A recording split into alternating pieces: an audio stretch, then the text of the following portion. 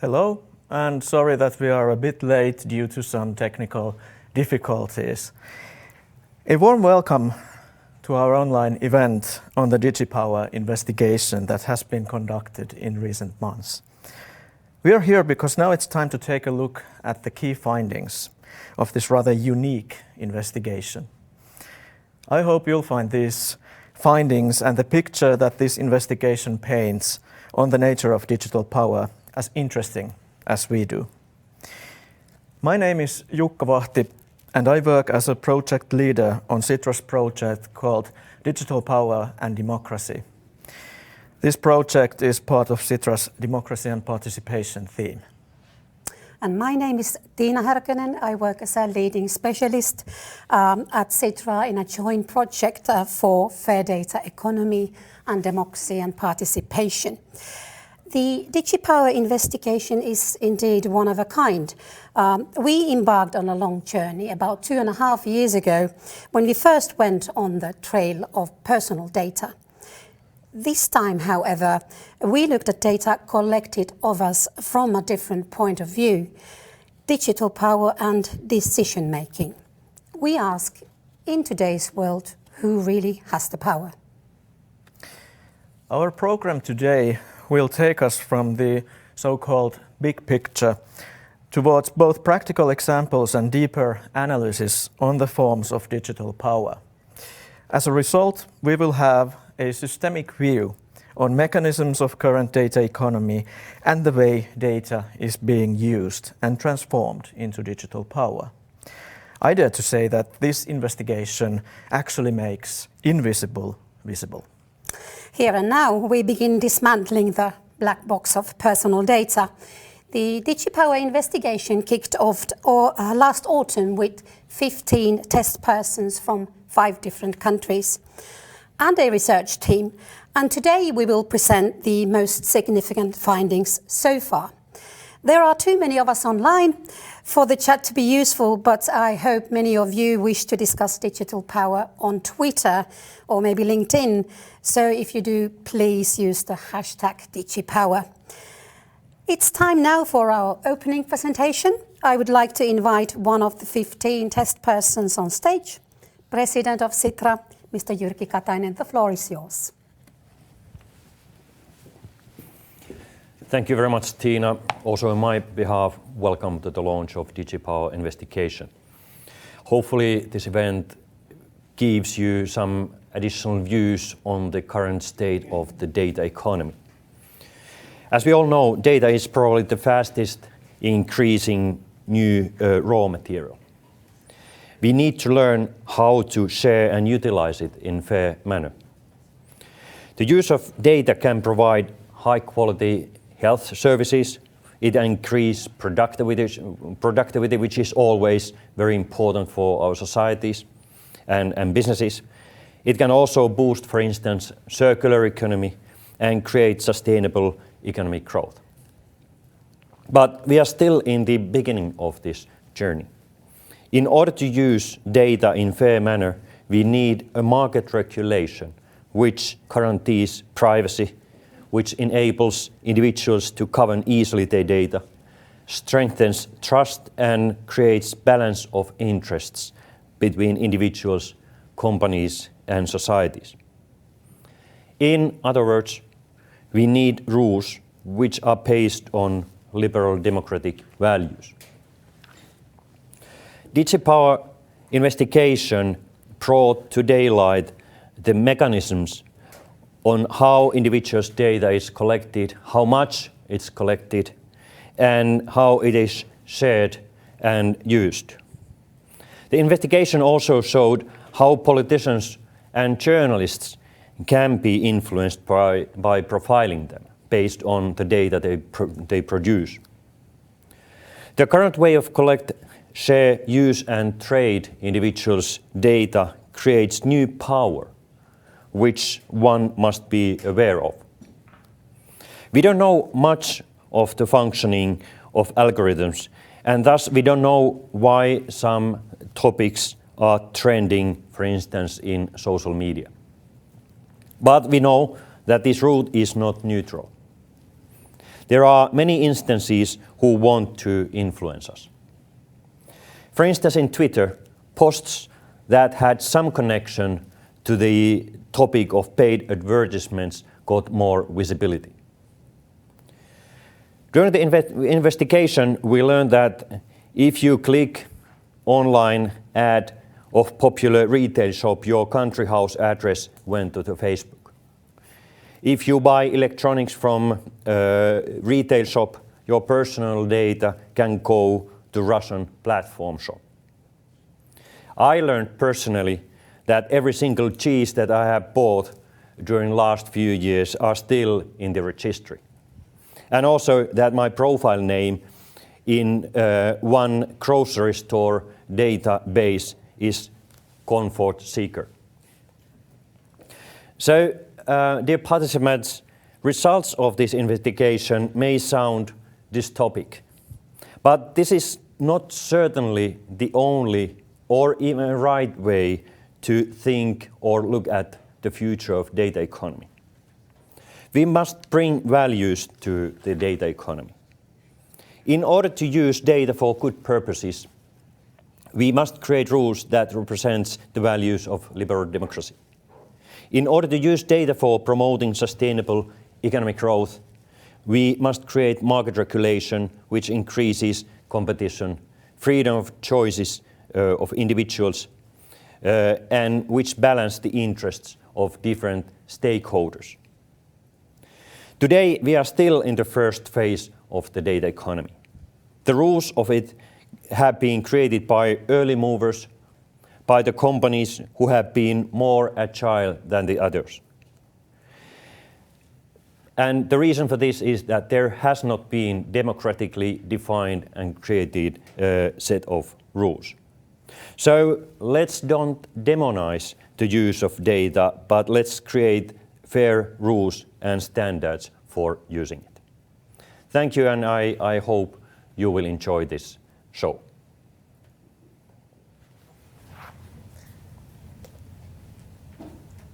Thank you, Jyrki. A quick reminder for the audience at this point, please share your thoughts and insights on this topic on Twitter or LinkedIn with hashtag Digipower.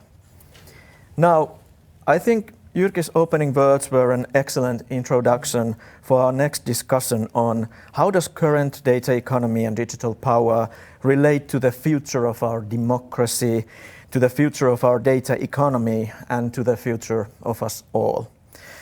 To discuss these topics with me, I welcome Sitra's theme leaders Kristo Lehtonen and Veera Heinonen here on the stage with me. Kristo is a theme leader for Sitra's Fair Data Economy theme, and Veera leads Democracy and Participation theme. Welcome, Kristo and Veera. Thank you. Thank you. As Tiina mentioned, this Digipower investigation has been conducted in close collaboration between these two Sitra themes. But initially it was started by Sitra's data economy theme. So I would like to know if Kristo could answer this. Why was it necessary to take a look under the hood of the current data economy, although it was rather clear already beforehand that the findings might not be that pretty or positive? Well, data, it's the most important raw material today. And most valuable companies in the world, these gatekeeper companies of our modern societies, these kind of giant data monopolies, their market value is based on the data coming from us as individuals. So in effect, we are a modern day equivalent of a data proletariat, if you will. And the problem is the volume, is the huge volume of data being collected. The ability to combine different sources of data and then to profile us based on that data. And we wanted to raise people's awareness of this because people do not know how much data is being collected of them, and this is a real problem. Everything starts with that awareness. And in a way, we are like a family, say 150 years ago in a coal mine. And we have even our child there mining coal together with us, their nose blackened with the coal. And we haven't even heard of, say, six-day work week or a ban on child labor. And things don't need to be like this. So the first thing is to raise awareness, because right now today we are mining, in our modern day world, we are mining the data free of charge, and we are giving the data free of charge. And so everything starts with that. So these were some of the reasons, and obviously today we are hearing a lot about the problems and challenges. At the end of the day, however, the possibilities and the positive side, it's much bigger. Because when we talk about digitalization and data economy, we are talking about the most important economic and technological transformation in a century. This has enormous power to increase our welfare, to improve productivity, for example, but we also do need to face the problems. And it is not just the volume of data, it's also the other risks related to it. For example, hybrid operations. Because the more data there is of you and the better you can be profiled, the more risk there is for these hybrid operations, which is a bigger risk nowadays during this war in Ukraine. And also platforms. So these are gatekeeper companies, these kind of big platforms like, say, social media platforms, marketplaces, search engines. They have a lot of power. Their algorithms and these platforms have enormous power in terms of what we see in our everyday lives, in a feed, what products are being recommended to us. And if this type of power can be misused, say in a democratic process, to, let's say, manipulate human beings, in a worst case scenario, that power could be used to endanger the functioning of a democracy. So very important things, and we will hear more on the findings in a bit. But before that, a question for Veera. As algorithms, data platforms, and the use of data are topics that are often connected and foremost connected to the questions on technology. But what does all of this has to do with democracy, and why should all the defenders of democracy be interested in the way data is gathered and used? I think Kristo made a very good point of connecting the data economy and democracy, and it's a big part of it is the fact that the data economy has become part of our critical and social infrastructure, and therefore affecting our modern lives, including our decision making and political decision making and political and societal interaction, and therefore our democracy. And I think also a crucial question is that the whole data economy ecosystem brought about an enormous disruption into our information and communications environments.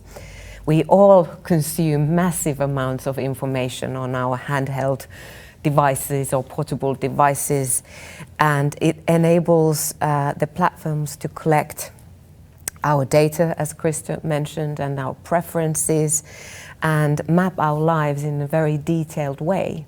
And this happens all without any transparency, because we're used to the fact that there's always sort of a wide amount of transparency when it comes to our personal, for instance, medical data or our banking data. I mean, and they're both critical infrastructure, and I think that analogy could be made when it comes to the data economy in general, and particularly the media and social media platforms.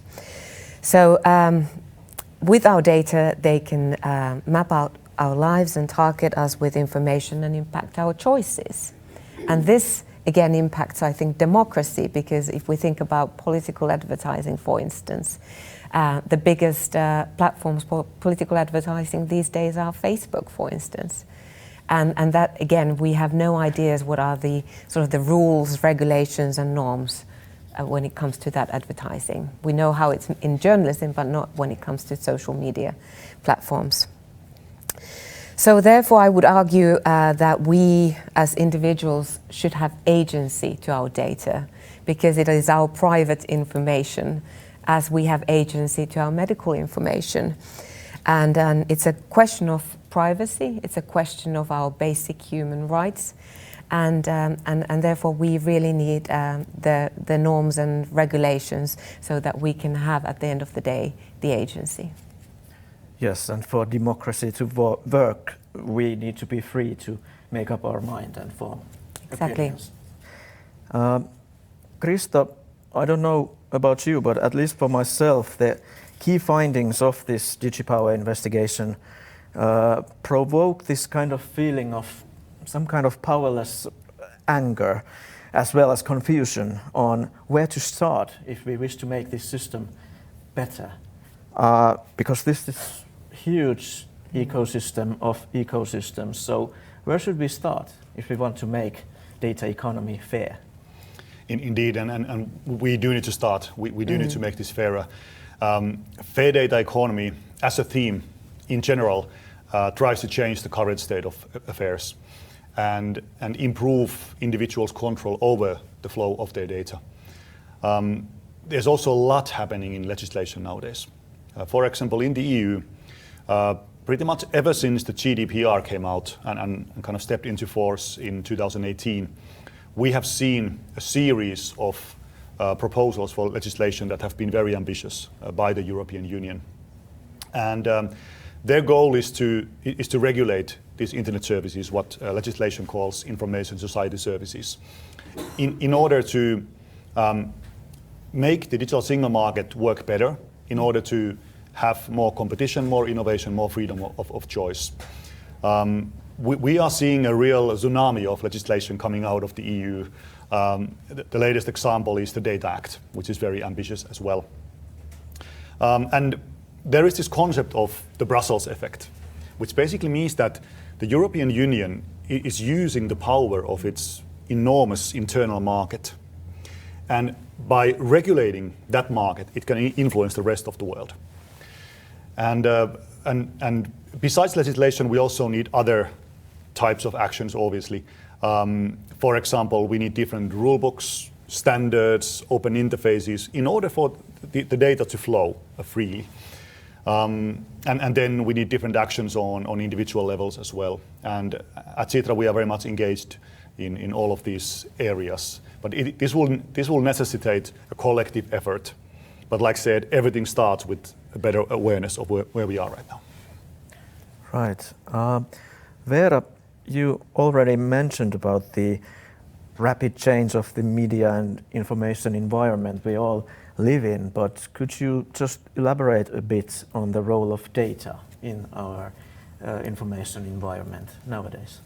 Yes, I would like to touch upon the media environment because I think we need to really understand sort of the scale of the massive paradigm change that has happened in the media and information environment. I think a good example is the horrific war in Ukraine, which is the first war that we can actually really follow live and unfiltered on our different social media platforms, and there's a tremendous amount of information and visual information that we are all getting fed through via Twitter or other platforms. And what makes it different from the previous ones, let's say the 1990s Gulf War, which was called the first live television coverage war, is that it is completely unfiltered. There's no journalistic gatekeeping. So we have to do the gatekeeping as far as verifying the information ourselves.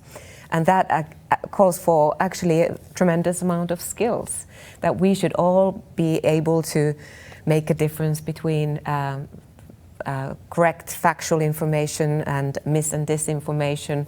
We should also understand and recognize propaganda. And it's not only Russian propaganda, but there's always propaganda from both sides of from the war story.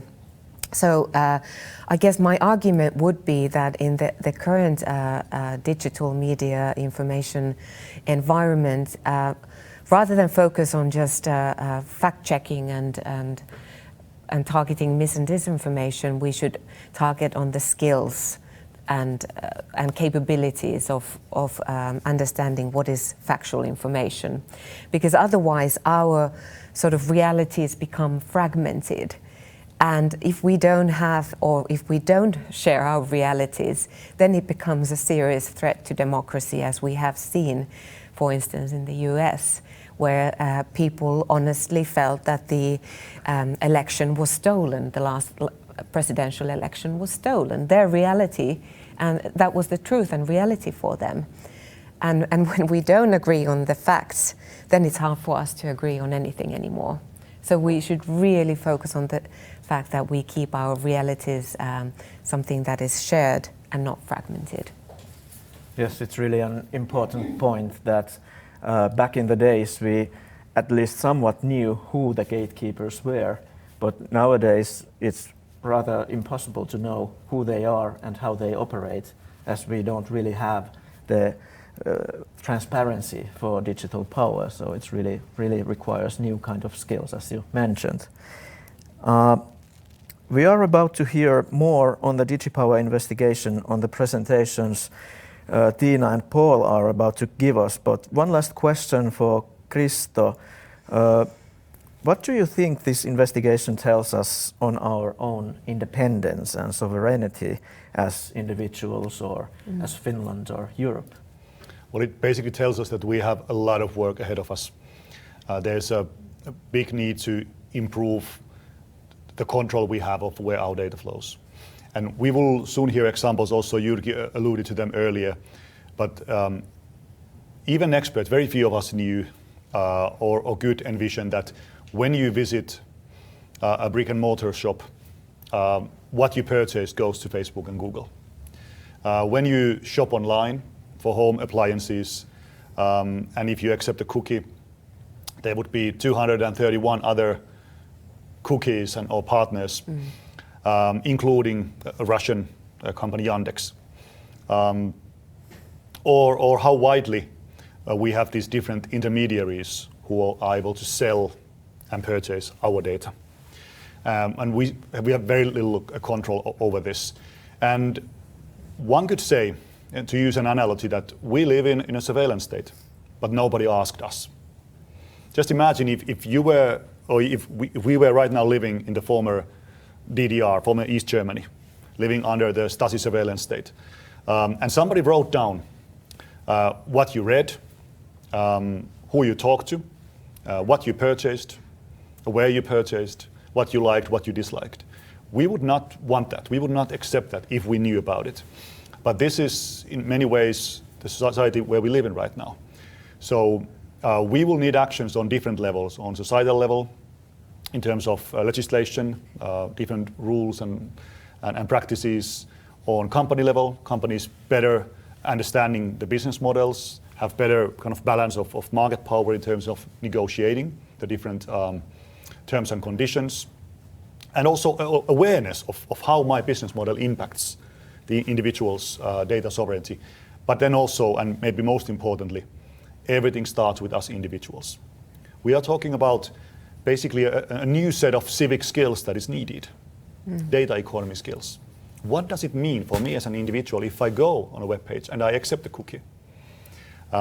If I install Facebook app on my mobile phone, for example, the fact that I can be observed, monitored all over the internet, and how could I stop it? We need to learn these new skills. And also, we need to learn to demand more, because we do have basic rights, we do have human rights. So there's a lot of work ahead of us. Very important perspectives. Thank you, Veera and Kristo. I'm sure the discussion continues. Also on Twitter, I'm sure you will be willing to answer any questions anyone might have under the hashtag DigiPower. But without further talks, I give the stage to Tiina, who will give us an introduction of DigiPower investigation. Please go ahead. Thank you, Jukka. This is an introduction indeed, meaning that I'm going to show you some very mundane examples of the findings we had. And after me, a proper researcher, Paul-Olivier from Hestia.ai, which was our researching partner, will dive deeper into the details. I mentioned that 2.5 years ago we first went on the trail of personal data. We had an investigation slightly similar to this, where we had 6 ordinary people with test phones, because we wanted to have a peek at their data. What happens to their data when they are using digital services?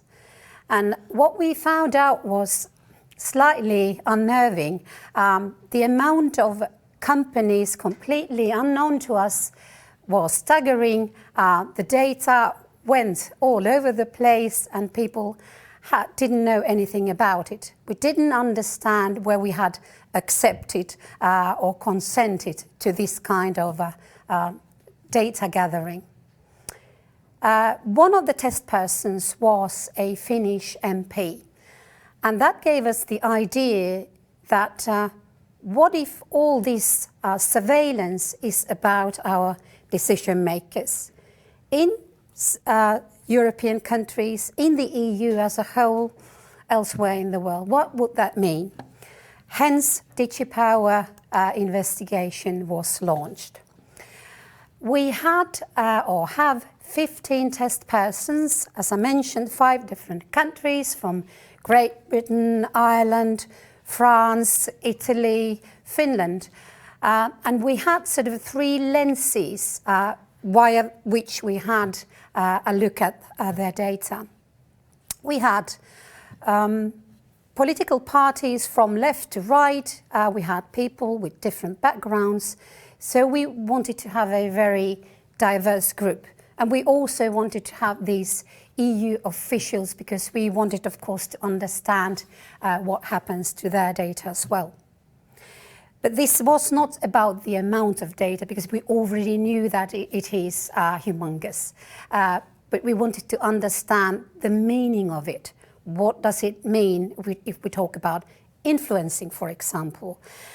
And every time we talk about data gathering and digital advertising, we talk about the fact that, okay, digital ads are needed. It's better targeting. But how important is it? I would rather talk about being able to be private. Privacy being as important as somebody trying to influence us. Privacy is about me being a free person. So it's just as important, never mind the ads. The 3 lenses we used was we wanted to send these subject access requests that everybody can do. You can send them, you have the right to do that. And we used automated portals, data portals. The actual test persons chose the companies they wanted to send the SARs to, or wanted to use the data portals to get their data. But of course, the data portals give you only a tiny little glimpse to the actual data they're gathering.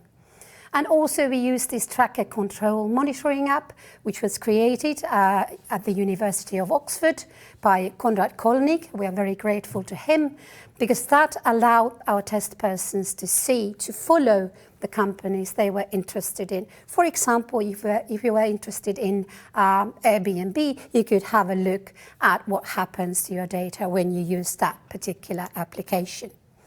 But what we need to understand is not just about the volunteer data we were interested in. Everybody understands that if I create a social media profile, of course I give my email address or my telephone number, depending on the case. I do understand that. That's volunteer data.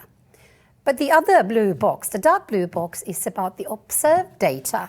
You know, you share posts, you post yourself, you like something, you understand that somebody is going to see that, most of the people are going to see that, so no problem there either. The challenge is with the derived data and the acquired data, because we don't know that the companies actually buy more data of us from other companies, data brokers, and also that they derive data from our behavior. And of course, metadata is a big thing as well, because metadata is something that we need so that we understand data about data. For example, if we have a video on social media, metadata tells when was the video made, who shared it and when. So it's an important part of data so that we can understand if something is genuine or not.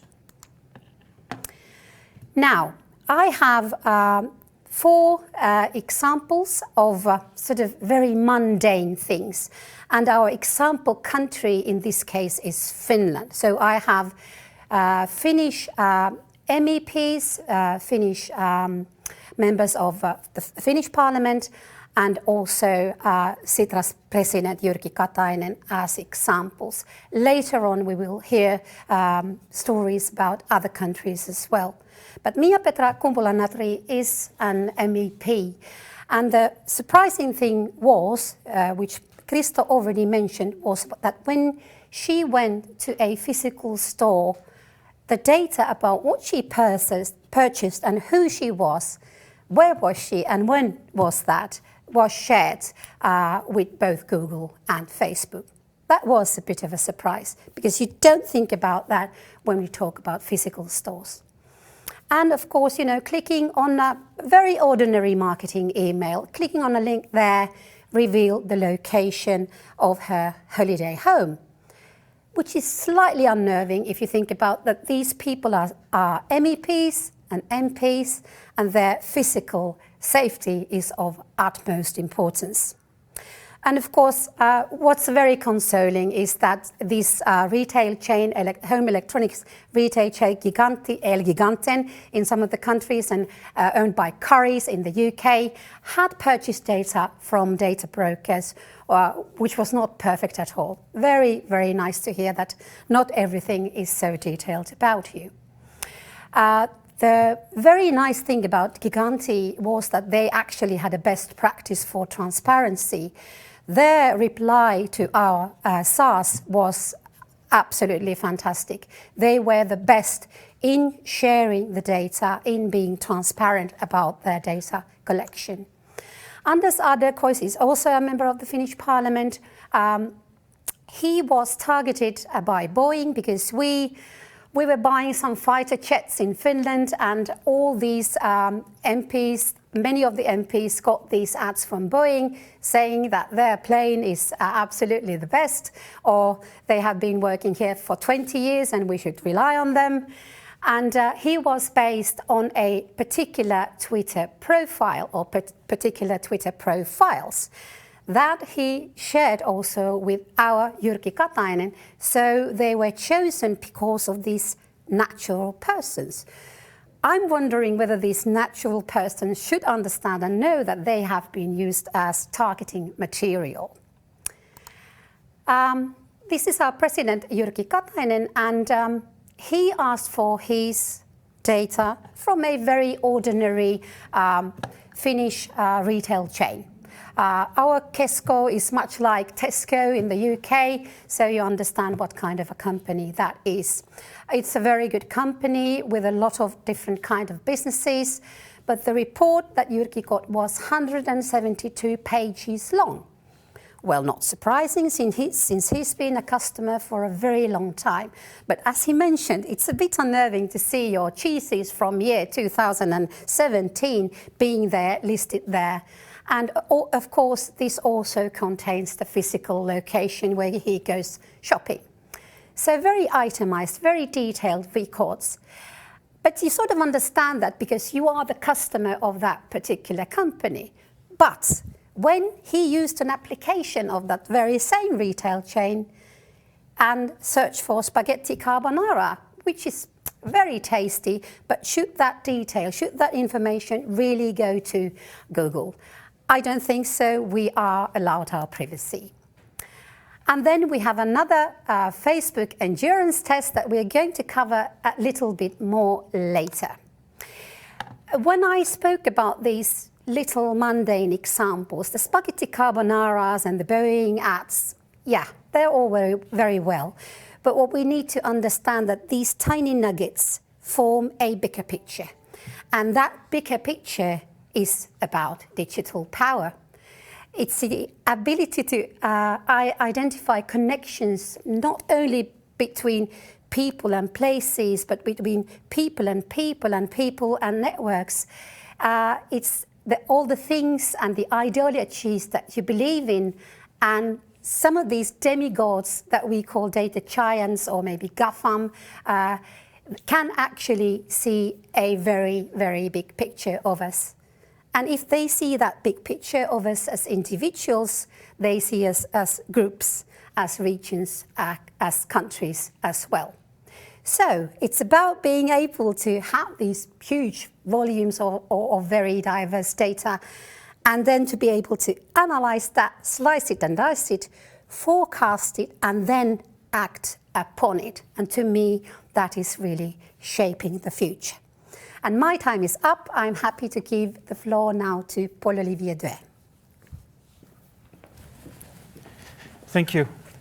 So hello everyone, my name is Paul-Olivier, and it's really my pleasure to present the results, the findings of the Digipower investigation, which were the result of the work of a lot of people, including the staff at Hestia.ai.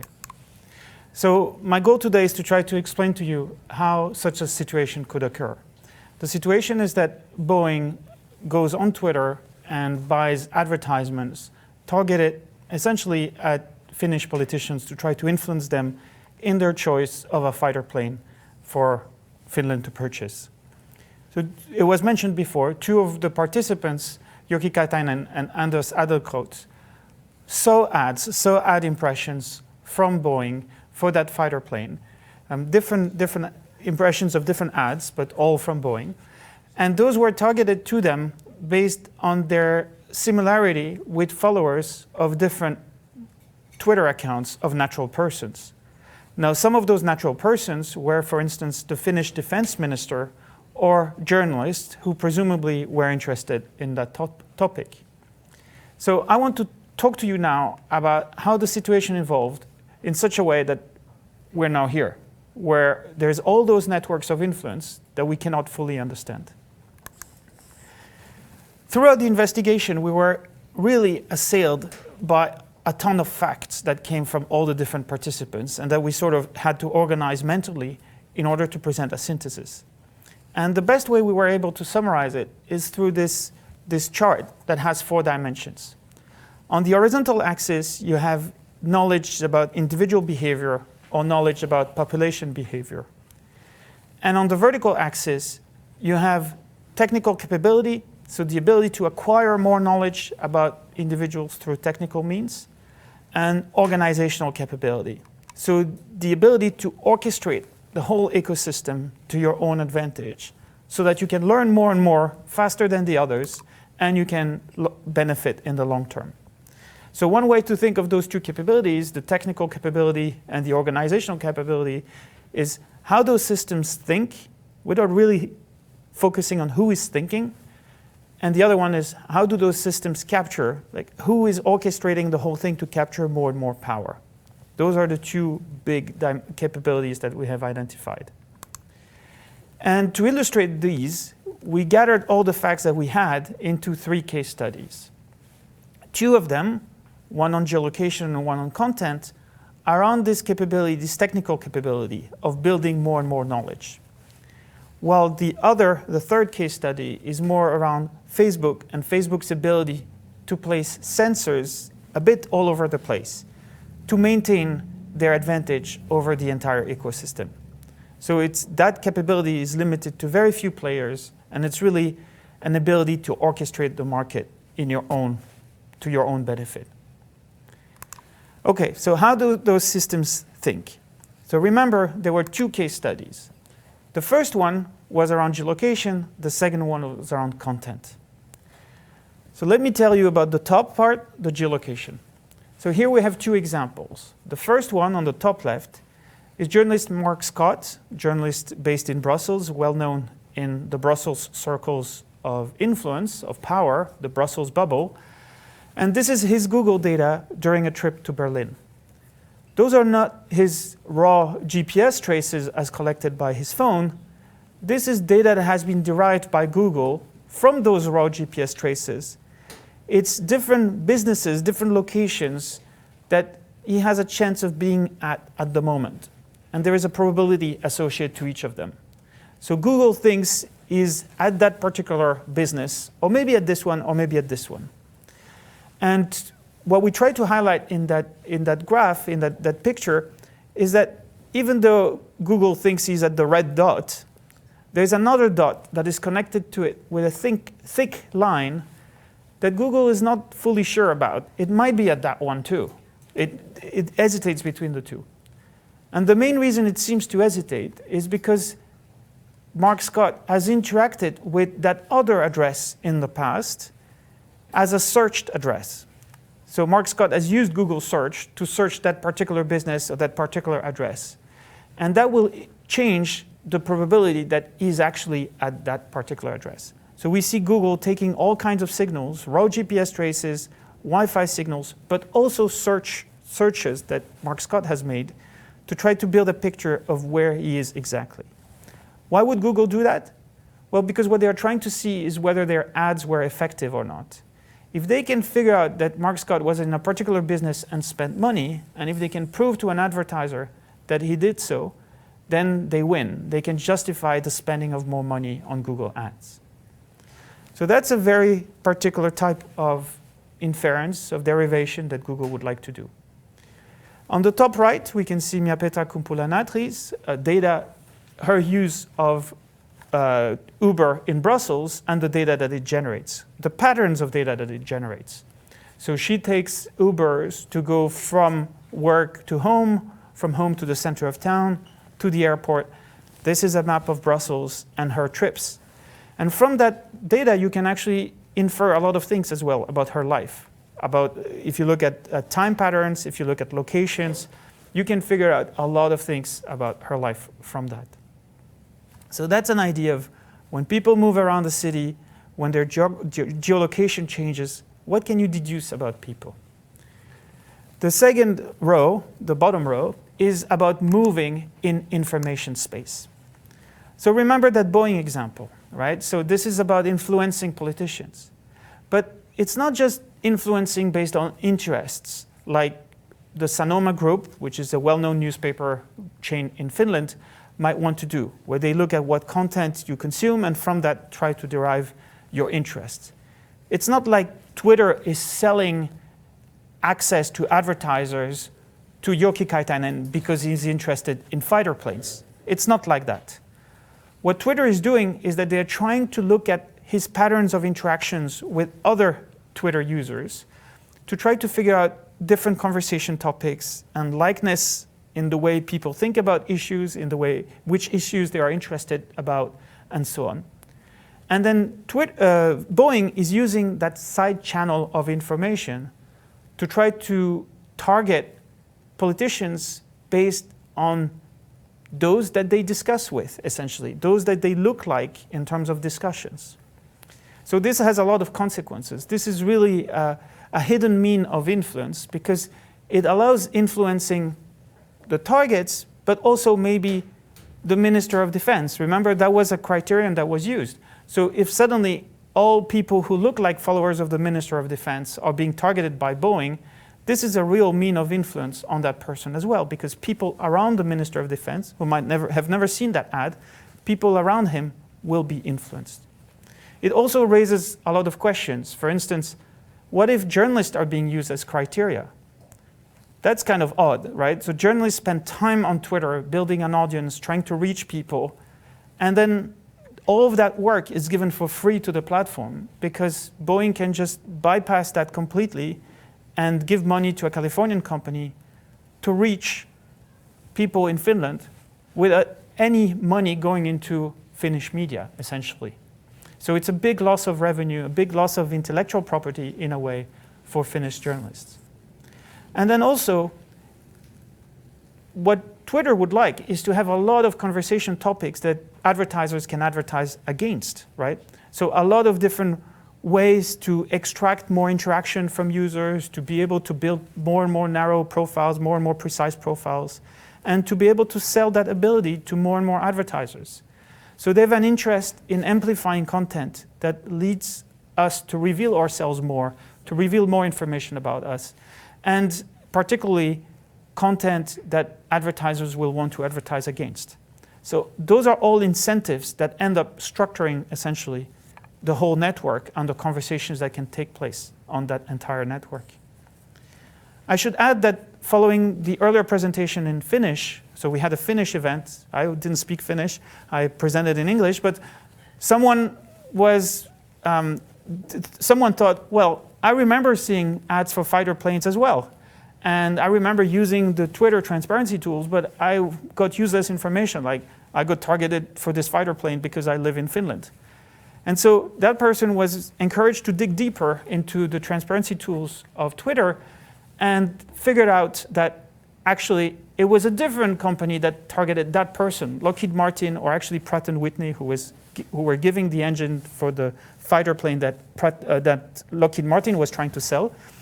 And they were also targeted based on similarity with another set of politicians. So essentially we see that there is it's not an isolated case. We have now 2 different fighter planes being sold through similarity with Finnish politicians.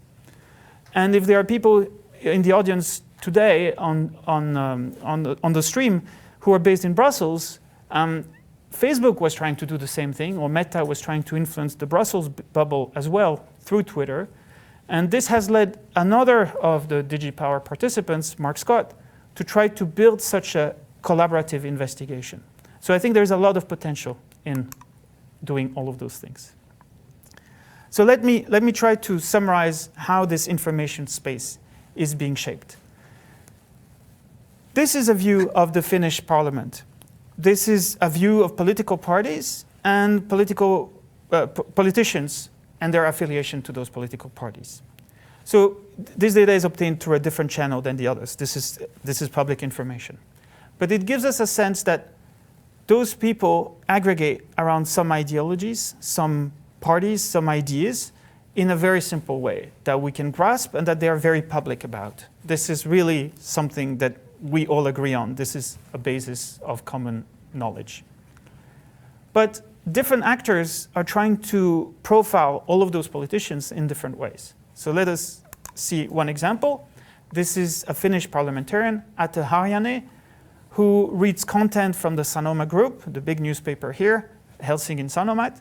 And those are his interests being built around his content consumption, essentially, on Helsingin Sanomat. So you can't read it, but in there, so he's interested in dogs, for instance, okay? But he's also interested in gambling, according to Helsingin Sanomat, which I find very interesting because he tells us, I don't care about gambling as a person, as an individual, but I care about gambling as a regulator. So he has done lots of policy efforts around gambling. He has written a long blog post about gambling. It has led to an article in Helsingin Sanomat about gambling that presumably he interacted with. And so the result was that Helsingin Sanomat profiled him as being interested in gambling. And we can see that there is this fusion between him as a consumer of content, as a regular person consuming content, and a fusion with him as a producer of content, as someone who will contribute to the conversation by talking about a topic. And in this case, if it's a newspaper, it reaches out to the website, the only potential outcome is that you would see an ad for gambling, because newspapers, at least Helsingin Sanomat, is not really optimizing their content recommendation based on interests. It's just the ads. So he's able to make that distinction. It's quite clear to everyone. But on Twitter, it would be much more intermeshed. And I think that's really an illustration of the feedback loops that are possible on social networks. And indeed, this is an aggregate view of those feedback loops.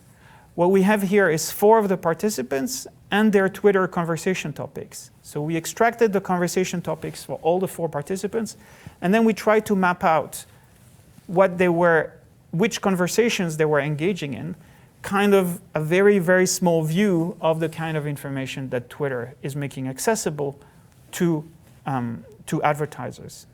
So if you think back about my analogy between the geolocation and the information, This is starting to look like a picture of a city, if you want, where the conversation topics become intersections for cars to navigate.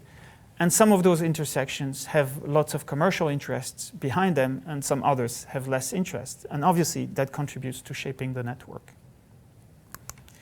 So that was all about how geolocation, how content consumption could be used to learn more about people, essentially. How those systems think about us. But there is also the question of how those systems capture more and more power as a result of what they learn.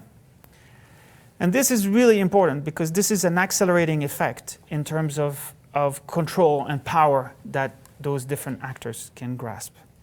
So the example I promised was around Facebook, and we have already talked about this, the Giganti chain of e-commerce stores, but also physical stores. And the fact that when you go into a physical store and you buy something, they will share your first name, your last name, zip code, phone number, city, and individual items that you buy with Facebook. Now, they don't share that necessarily directly in the clear. They will share what is called a hashed version. But the purpose is clearly to try to link it to individual profiles. So it's clearly at best pseudonymous and clearly identifiable to Facebook. And that is why Giganti is using it. So Giganti is leaking information to Facebook about which Facebook profiles essentially are spending money at Giganti and for what products. Now, this is very significant because you can be sure, we only are talking about Giganti here because Giganti was more transparent, but you can be sure many stores are doing this. And this gives Facebook a very complete picture of who is spending what money where. And so progressively, they can refine their targeting tools so that they are basically unavoidable and they can have a structuring role for the entire economy around personal data. This is just a mechanism for them to engineer market forces so that they get more and more power in that market of information. So let me give you another example with Christian de Cunha, who is going to speak later in his interview. So this is the transparency that Facebook is ready to give him. And in the two columns, you have two different types of transparency. On the left, you have the transparency around the usage by Christian of the website booking.com, where he can book trips. And what you see are itemized events that booking.com has transferred to Facebook.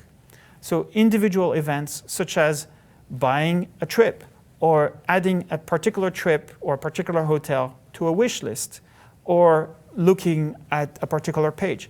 All of that information is going to Facebook, and Facebook is learning more and more. Now, another participant who randomly targeted booking.com as an interesting website is Stéphane Duguin, who will also speak later. And so what we see is that Facebook is learning about both of those when they interact with the booking.com tools. And from that, they can start building a picture of where people like to go, how much they're ready to pay, and so on. And that information is being sold to booking.com, but also to other competitors to try to optimize the market, to try to sell more things. But in that process, they're only accumulating more power about Facebook. Now, why is that a problem? It's a problem because there is all kinds of other decisions, as we heard earlier, that are very impactful. And essentially, Facebook becomes the rule maker. And some of those are illustrated on the right. So on the right, you see now customer lists, well, it was originally customer lists, but lists of profiles, essentially, that Christian is part of. One of those is the Labour Party. Another one is Experian. Yet another one is Mobile Viking, the phone provider that Christian uses. So all of those different actors are building customer lists on Facebook and exchanging those customer lists with each other, especially the data broker Experian, to try to increase the precision of the targeting, right? And when they are doing all of this, Facebook is learning more and more about about all of those individuals. So it's learning more and more about Christian and how Christian reacts. But there are decisions to be made here, and there are very subtle decisions, like how can a political player like the Labour Party target and enhance the list making that they are then going to use? And that decision is not made through democratic means, as Jyrki Katainen mentioned, but is made exclusively by Facebook without any accountability. Another example that was also mentioned was this time with Giganti, the supermarket chain, and Yandex.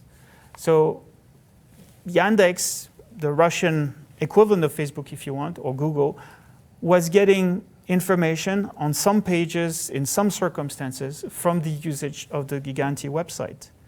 Our understanding is that Giganti stopped that data sharing on March 8th, independently of us, and for obvious reasons. On March 8th, they stopped unilaterally that transfer of data to Yandex. Now, the whole point of doing this investigation was to build a big picture, and this is not the big picture, this is a very tiny picture of some of the data flows between those different companies.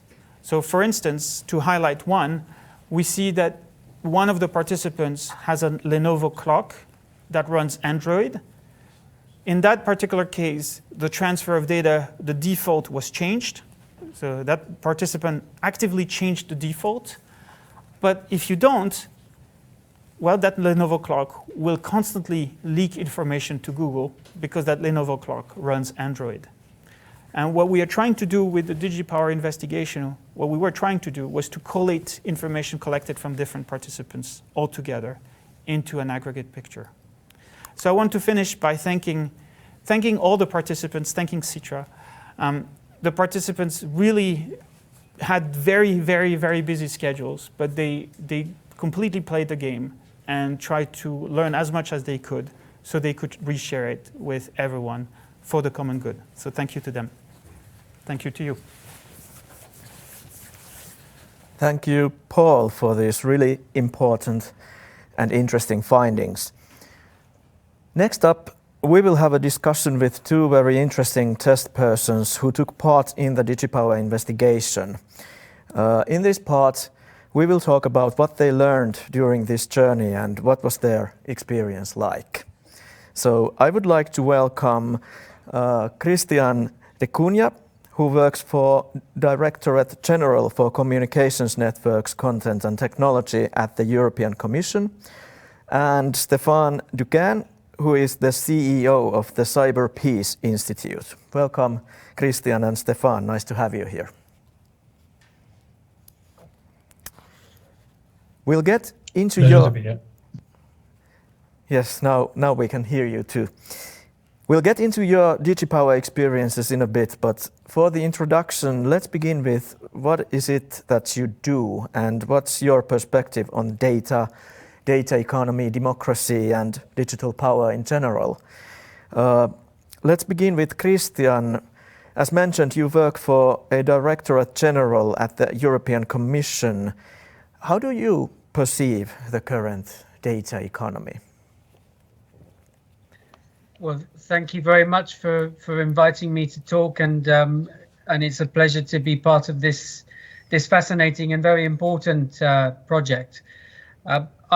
My perception is that there is a lot of hype, a lot of deception in the data economy. There is enormous potential. There is certainly a lot of collection of personal data, as we've seen from the presentation from Paul-Olivier. Enormous volumes of data are being collected, and those volumes have increased on an exponential level in the last 20 years. But the reality is that most data is not generating value for society, for enterprises, and indeed for individuals.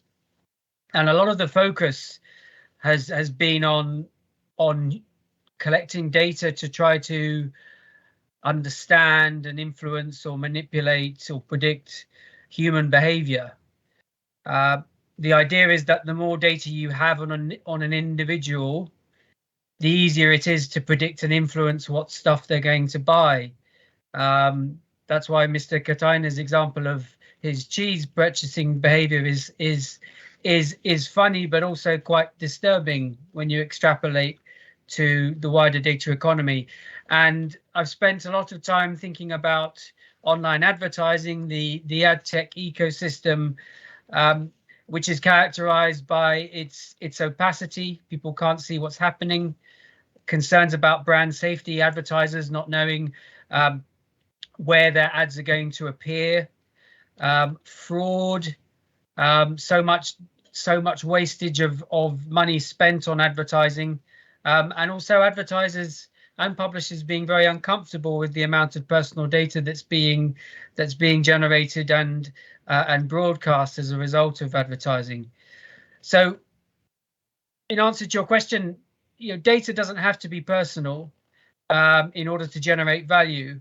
There's data that we need urgently in order to combat and adapt to climate change, for example, to refine industrial processes to increase efficiency.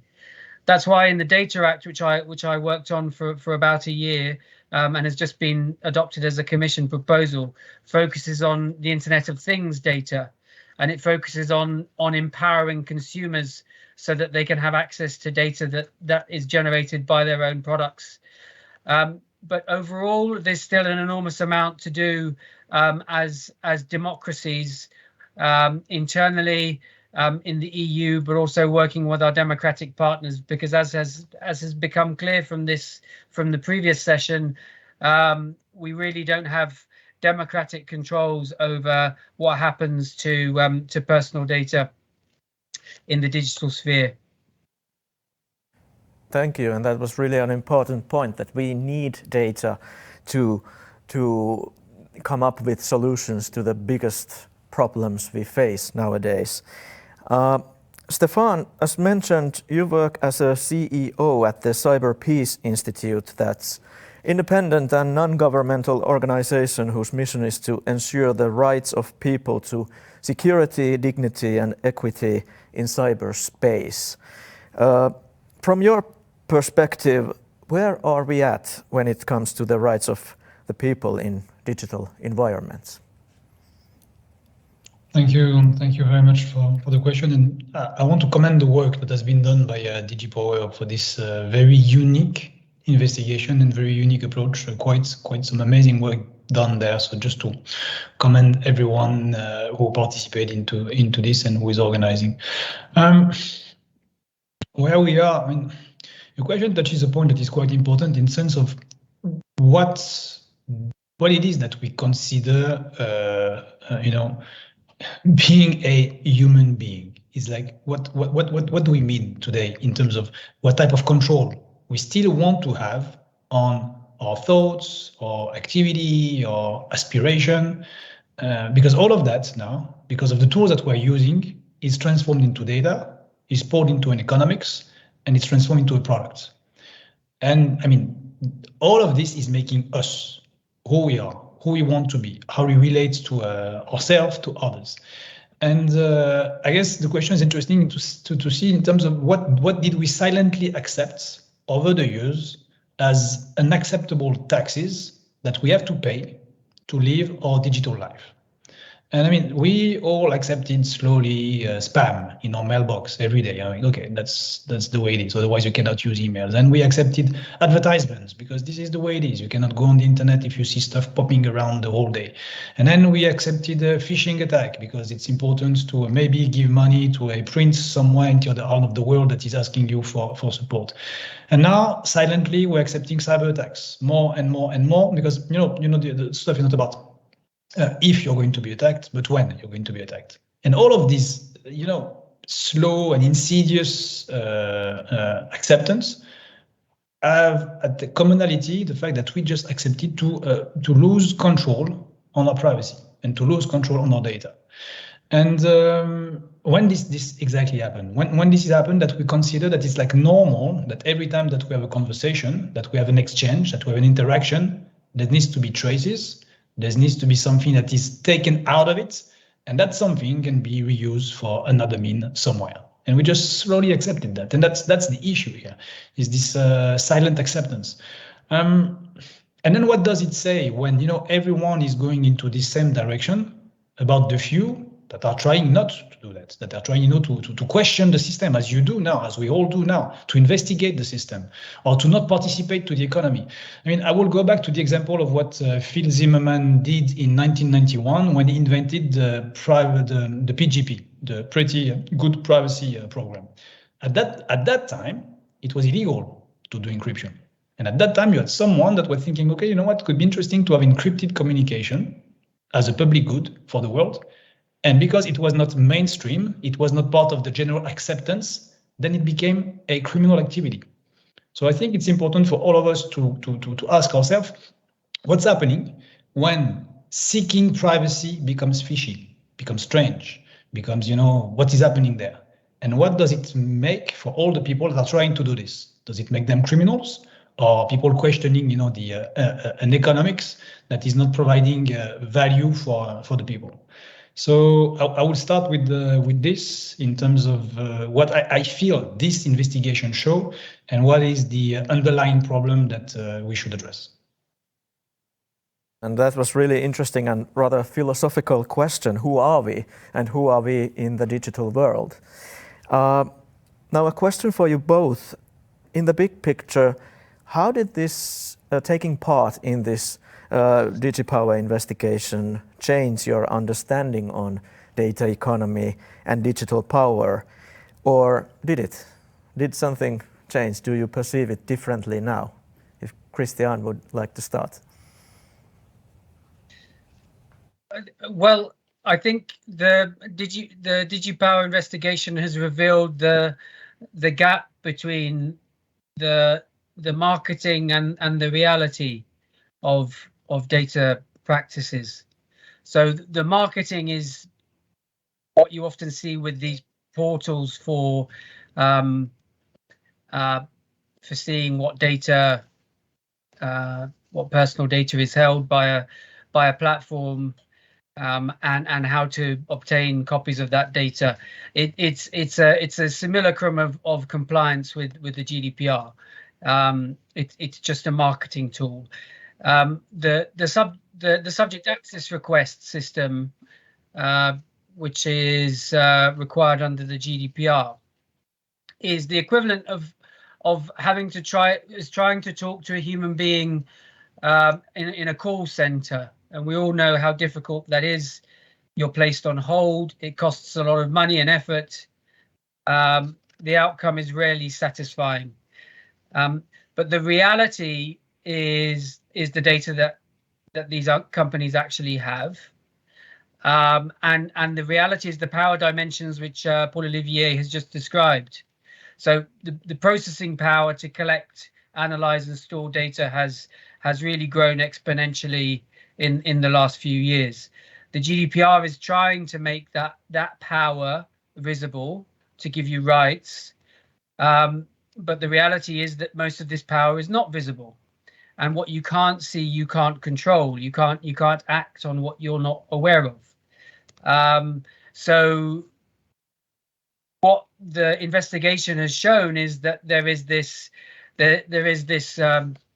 cognitive dissonance between, on the one hand, the secrecy and the evasion of these companies to avoid disclosing what data they have on you, and how easy it is, as Stefan was just saying, all of your activities, your relationships, your retail activity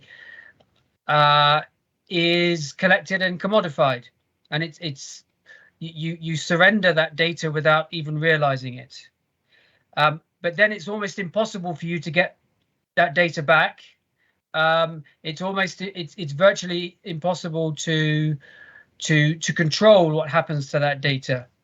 And it's even worse than that, because you, as an ordinary person, you should not be expected to understand and to act rationally with regard to what's happening in the digital economy. It should not be your responsibility to understand, to have the knowledge of a data scientist to understand where your data is going and take control over it.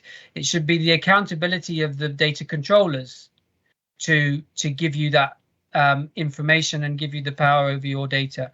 And the example that Paul-Olivier gave about Mark Scott, a highly reputed journalist for Politico, is instructive, because what happened was Mark saw an anomaly in Facebook and others obtaining his personal data without his knowledge. Now, because he's a tech journalist for Politico, he was able to get responses very quickly from the communications teams, and was able to then write a piece explaining his experience on the Politico website. Now, most people don't have that access to companies to get responses. The experience of most of us is that we have to deal with a bot, which sends us to privacy policies. So in theory, there is a right to privacy for everyone. In reality, it's a right to secrecy for the most powerful. And Stefan, what did you learn during the Digipower investigation process? Thanks. It's it's not, sadly enough, that I discovered the extent to which the situation is just wrong. Sadly enough, it's something that a lot of us knew already, but the investigation put it in a new light in terms of, what is it that is not working, so that we are still there. Because it's not new, it's that we are still there. So first, I want to echo what Christian just said in terms of responsibility and accountability. So it's about, moving the accountability to where it should be. There's this idea about, education. We need to teach everyone how to be better digital citizen and being empowered. Of course, we need to, of course. And this is also the beauty of the web, if you think of it for a second, is that you have everyone at fingertips the possibility to know right away how to protect your data. But when you do that, the services that you use, most of them are going to steal your data. So that's interesting part of the internet. But the knowledge is there in order to learn how to protect. Now, how actionable it is? Or is it even possible for someone to be organized in order to have something as a daily routine to make sure that you protect your data ecosystem? The second bit is that education has to be put into a specific context, and it's kind of schizophrenic out there. It's, look into this very recent tryouts over the EU, for example, for states to put in place public services that are, on the basis of data collection, sharing. And most of them are leading to protests, to questions, which is really fine. It's very good that, people are questioning what states are doing with their data and how. That's very, very fine. But interesting to see that when you have this kind of protest and questions, they are done using Instagram or other apps when you film yourself and take a selfie in the middle of the protest to see how cool it is. So it's kind of schizophrenic that people are just, distrusting public offices and services when it comes to their data and blindly trusting something that comes from somewhere else because it's just frictionless and very cool. So there's something about education there. But again, to Christian's point, even if everyone becomes very responsible and knowledgeable and understand the whole mechanics, is this going to change at scale? I'm not sure, because here it's a big asymmetry. And between the machinery of the economy that is put in place to gather this data versus what you can do as an individual. So we move to another layer, is what did work and what did not work. Okay, clearly self-regulation did not work. That's, I won't have to spend so much time on this, otherwise we would not have this investigation.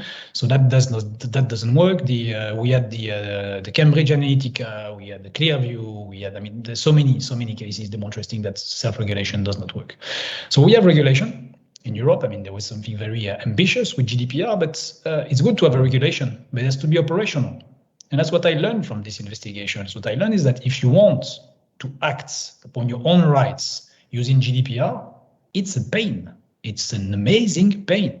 And without the support of Paul-Olivier or Alex, others, honestly, that would have been very difficult just for me. And I consider myself as, a tech savvy and data savvy, just to go through the forms, the email, the request, the question, the reminder, just to get your own data. And when you reach that point, amazingly you reach the point to get your own data, just to understand what you get. Because you get, files in different formats. It takes quite some time and, energy and knowledge to just go through what the company is holding on you. So I would say what I learned and sadly, is that we still need this mix in between education and regulation, but regulation that is very actionable and that makes sense for the people. Not a regulation just for the sake of we have a regulation, but that testing it down to the user, that it's really operational and effective. And I go back to Christian again, and thank you for putting the word out there, because this is the only way to enforce accountability. Thank you. We have a couple of minutes left, so let's just do a quick question in the end. What were the biggest surprises in regard to your own data that you found out, or were there any? If Christian would go first, please. Well, there were a number of things. For example, I was surprised that Strava was sharing biometric data, which includes exercise data with advertisers. I was quite surprised by the amount of data which Mobile Vikings, my mobile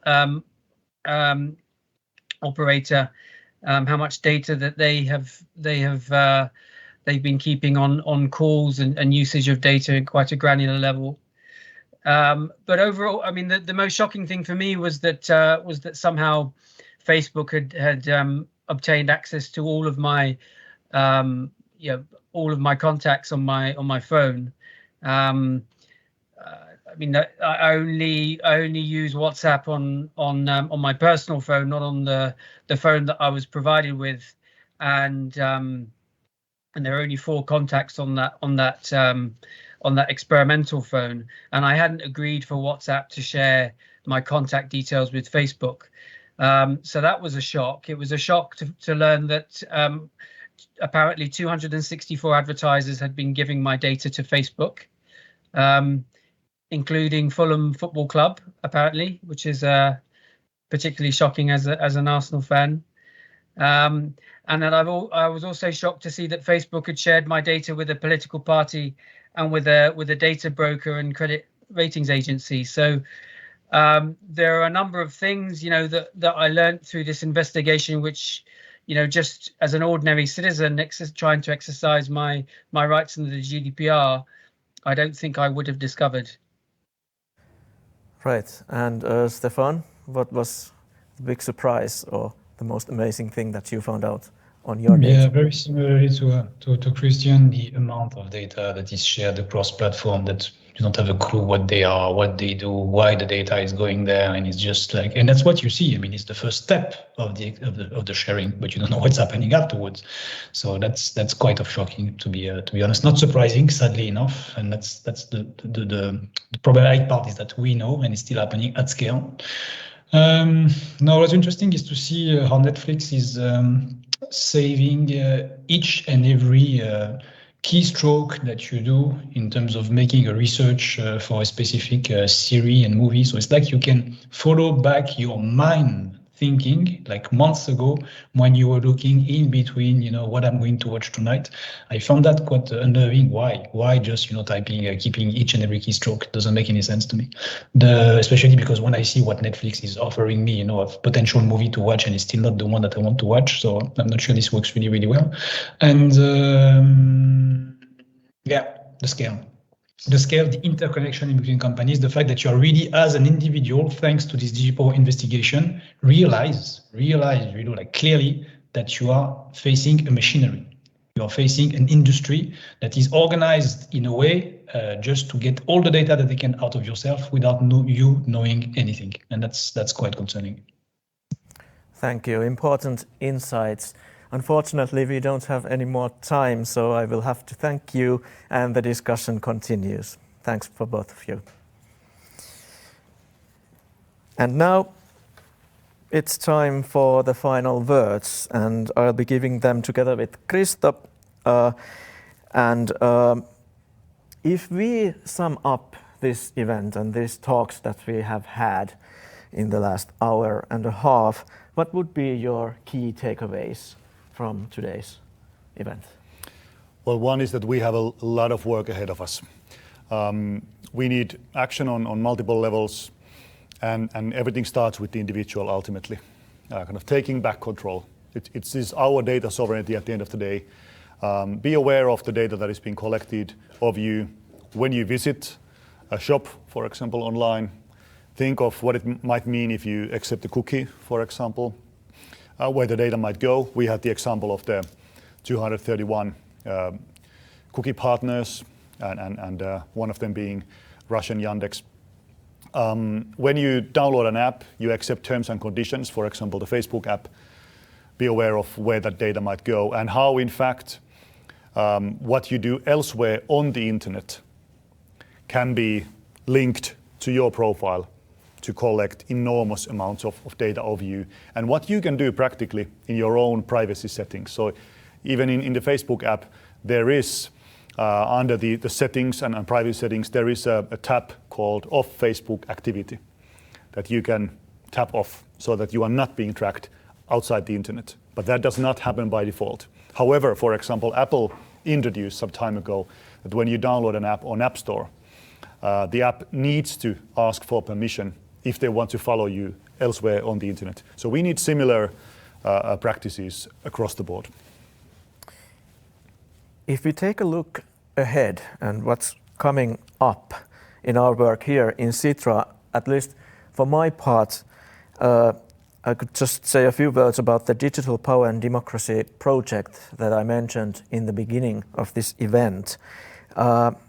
This project that has just been launched recently has two goals. First, we try to further understanding and transparency of the digital information environment we all live in, as has been done in this Digipower investigation already.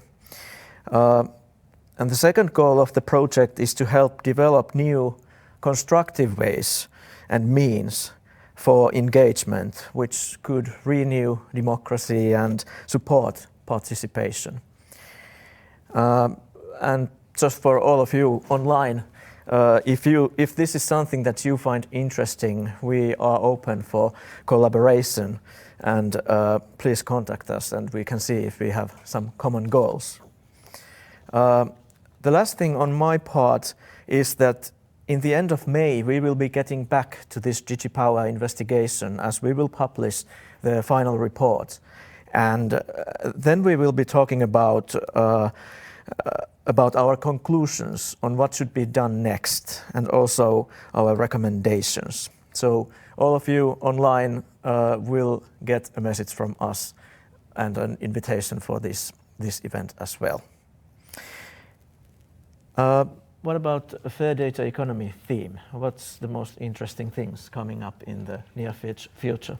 So we have several projects ongoing and we try to work on 3 different levels. Society level, that is regulation, but also other types of rule books, standards, open interfaces. Company level, to help companies understand what is going on, adapt their business models, and individual level, we just recently did, together with the National Agency for Education in Finland, the first ever concrete materials for Finnish teachers that they can use together with their students to teach about what this means. And actually the material starts with the students doing what we call a DigiProfile test, that they become more aware of how they behave on the internet, and then we will have material combined to that.